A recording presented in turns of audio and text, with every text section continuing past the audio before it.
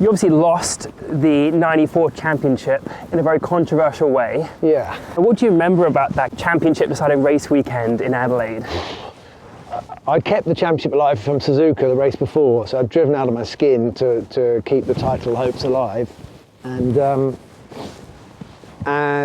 we went on to Adelaide to decide the championship.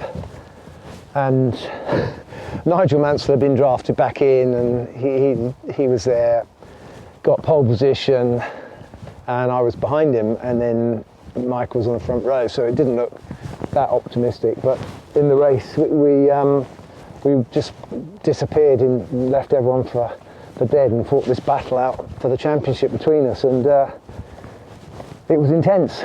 There was a lot of interest. You can imagine the whole world's press had come down, the world title was going to be decided, and Michael had never won a championship before, so it was all new territory for everyone. I'd never won a championship, and we'd had the loss of Ayrton Senna in '94, so all in all, '94 was a monumentally demanding season. Yeah. When you had that incident, he was quite a bit ahead of you, a few seconds, right? Yeah. And then he ran wide, and you suddenly got an opportunity to overtake him as he came back on the track. Correct, but I was just behind one corner behind. I never saw him hit the wall, so what everyone could see from television was that he'd banged the wall and he'd probably got a damaged car. So all I saw was this car squiggling around in front of me and thinking, well, he's not got any traction at least, you know, and I'm going to make a lunge for it. What I hadn't factored in was, and what we still had to learn about Michael, was that he was not going to very willingly let people past. Yeah.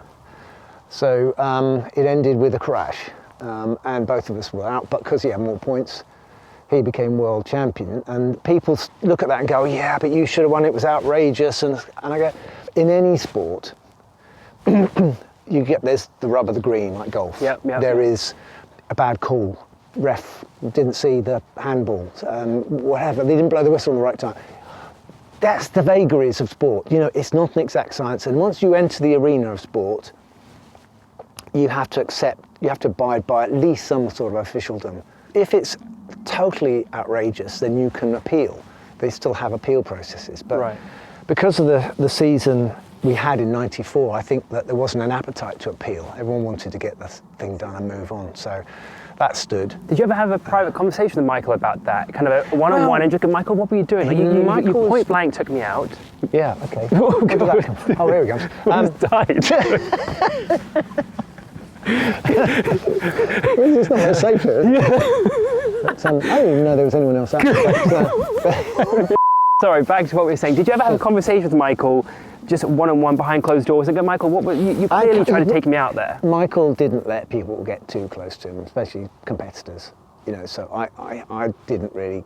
What can you say? I saw him the next day, at breakfast, and I just said, well done. You know, you've won the championship. Did you have a good relationship with him? No, I don't think he didn't.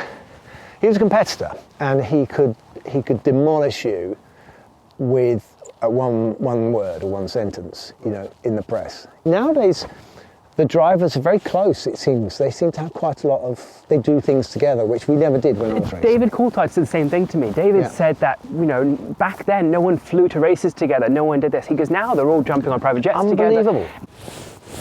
Oh, I sculled it. I let it flip. I flipped it. That's what happens.